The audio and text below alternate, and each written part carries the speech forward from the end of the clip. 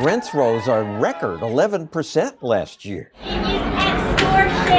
Activists want to fix that, so both Minneapolis and St. Paul voted for, and St. Paul voted for the most stringent measure in the country. This is meant to curb extractive rent increases, unfair profiteering. It's predatory practice. Those are powerful words. But what do the words mean? Profiteering? Profits are what persuade people to build things. When profits are high, other builders rush in to grab those profits. Soon there'll be more housing, and that will lower rents. That's just how markets work. If we have less supply, prices go up. Cecil Smith of Minnesota's Multi-Housing Association. We need more supply. We need more housing. But studies show rent control reduces the supply of rental housing. Activists don't want to hear that. We don't need more studies. We don't need to collect more data. We need action now. St. Paul's actions were uniquely strict. Many cities exempt new construction. St. Paul's ordinance would not. It's the most draconian rent control that anybody's ever imagined. This is such a step backwards. Mercatus Center economist Salim Firth studies housing. What St. Paul is doing is actually going to hurt renters because they're going to have fewer choices. The market's going to shrink and quality is going to fall. St. Paul's mayor voted for rent control, but now has second thoughts. Turning off our supply of new housing would be disastrous for us as a community. The mayor voted for it, but now he says, wait a second, we shouldn't apply this to new housing. Yeah, because he knows that it's just absolutely going to shut down construction. Every rent control ordinance that even lefties have supported has had an exemption for new construction because everybody understood that if you apply this to new construction, you would completely shut it down. Lenders are going to have to look long and hard about financing a project coming up. If you don't already have a building, why would you enter a market where it seems like the government is actively trying to hurt you? You're providing an essential service, something that human beings need to live. And if the government there is viewing you as a hostile outsider, I wouldn't want to bring any service into a market like that. In St. Paul, they can just move a few blocks over to St. Paul's Twin City. Although Minneapolis also voted to allow rent control, they've been wary about imposing it. There'd be a final report by the end of this year so voters could weigh in next year's election. It matters that we take action now. This city council member's frustrated that Minneapolis hasn't yet adopted St. Paul's strict rules. I'm going to keep fighting for a 3% cap with all of you.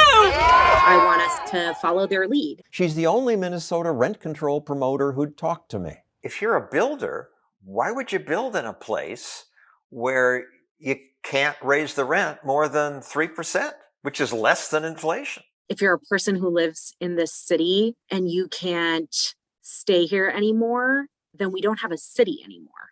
But the way you have a city is if people build apartments and houses, and that's what eventually brings the price down. In other cities, we have continued to see the development of property continue to happen. What cities? In San Francisco, there's continued to be development. San Francisco? That's a bad example of new development. Builders still build in Minneapolis. Building permits were up 65% last winter. But in St. Paul, they're down 60% because of rent control. You're not going to get more apartments by pushing this. This pause is one of those rare interview moments where silence reveals so much. I mean, don't elected officials research issues before imposing government force on others? I'm going to maintain that guaranteeing housing for people and making sure that they can stay in their homes matters more than anything else does. You're a socialist. Yeah. Where has that ever worked? Again, the pause says it. I'm doing a just fine job of representing my community. Rent control is an appropriate tool nationally. Nationally, socialists believe in rent control too. Tell landlords that they cannot simply jack up their rents to any rate that they want. But landlords can't just jack up rents. They don't set the price. The market as a whole sets the price. The conditions of how many housing units are there, how many people are looking for housing, that's a market. You can't just magic away the fact that more people want to live in your city than you've provided homes for. I don't wanna pay it. That's not the popular answer. I don't wanna pay it. Progressives everywhere push for rent control. High rent has got to go. The people want rent control. People don't learn.